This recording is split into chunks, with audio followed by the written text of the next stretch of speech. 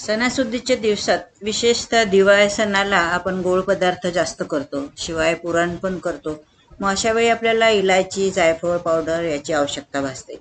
मग प्रत्येक वेळी थोडं थोडं घेऊन कुटत बसण्यापेक्षा एकाने करून ठेवून द्यायचं. आता ते कसं करायचं ते बघूयात. तर आपल्याला काही इलायच्या घ्यायच्या आहेत, थोडं जायफळ घ्यायचं आहे आणि थोडी साखर घ्यायची आहे. आता ह्या इलायच्या सगळ्या आपण सोलून घेऊयात आणि एका मिक्सरच्या पॉटमध्ये हे सगळं एकत्र करून आपल्याला बारीक करून घ्यायचं आहे. आता हे जे इलायचीचे छिलटे निघाले किंवा जे सालं निघाले हे आपल्याला टाकून नाही द्यायचं आहे. तर हे चहासाठी किंवा चहाच्या मसाल्यात आपण वापरू शकतो. मिक्सरचं पॉट घ्यायचं आहे, त्याच्यामध्ये हे सोललेली इलायची टाकायची आहे. तर साधारण 25-30 इलायच्या घेतल्या आहेत मी. एक छोटी वाटी साखर आणि जायफळ.